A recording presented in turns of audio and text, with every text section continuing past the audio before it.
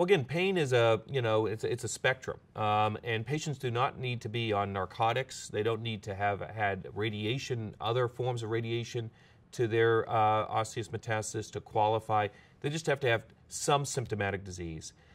When you think about pain in prostate cancer, it's really inflammatory pain. So the signal here is that there are patients that have bony metastasis that have some inflammation associated with it. They may be on Tylenol, they may be on just rest in order to manage that. But that can still be an ideal patient for Radium-223. So it's a fairly broad label when we think about who we can treat with this.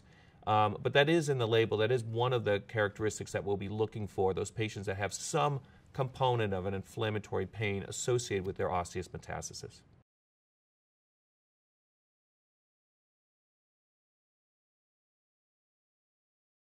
So the interesting thing about radium is, again, it's deposited wherever we see that technetium uptake on our bone scan. That does not necessarily require inflammation in order for that uptake to happen. So although the pivotal trial was targeted in that patient population with a worse outcome, worse survival, because these patients all had pre-existing pain associated with their bony metastasis, doesn't mean that this drug can't work in patients that have completely asymptomatic bony lesions. And I think there are going to be some future studies and some ongoing investigator-initiated studies that are looking specifically in those settings to see if perhaps in combination with other hormonal therapies, immunotherapies, or targeted therapies that Radium-223 could synergize with those other treatment modalities. Even chemotherapy, because of the relatively low myelosuppression associated with this agent, there are chemotherapy combinations with it that are also ongoing, and I think could add to the overall benefit for that patient population.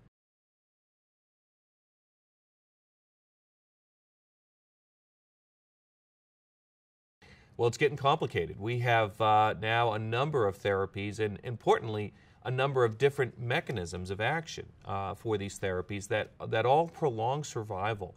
And these include our secondary hormonal therapies such as abiraterone acetate or enzalutamide. It includes our immunotherapy, Sipuleucel-T. It includes our chemotherapies, including docetaxel and cabazitaxel. And that also includes Radium-223.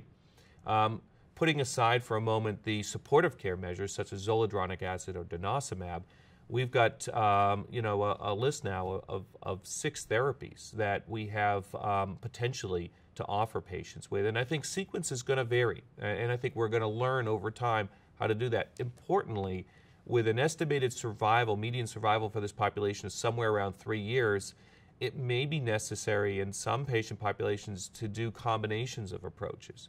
And I think that'll be really important. Radium is one of those agents that lends itself to combinations because of its relatively low toxicity profile and ease of administration.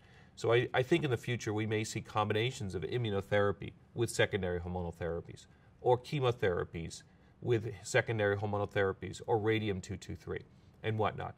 And I think understanding where those approaches have actually the greatest synergy for improving the overall survival benefits of the individual approaches given sequentially will be the most important studies to understand how best to sequence or combine these therapies. For right now, for the data we have a simple split by our NCCN guidelines. Patients that are asymptomatic or minimally symptomatic currently are recommended to have either Sipuleucel-T or abiraterone acetate with prednisone. For patients that have visceral metastasis or painful metastasis, chemotherapy is the level 1 evidence with docetaxel. And following those initial therapies, there's room for patients to go on to subsequent therapies, whether it be subsequent chemotherapy such as docetaxel, subsequent secondary hormonal therapy such as enzalutamide. Where radium will fit will probably be somewhat similar to where docetaxel fits in that guidelines as an alternative, as a sequence alternative to that chemotherapy.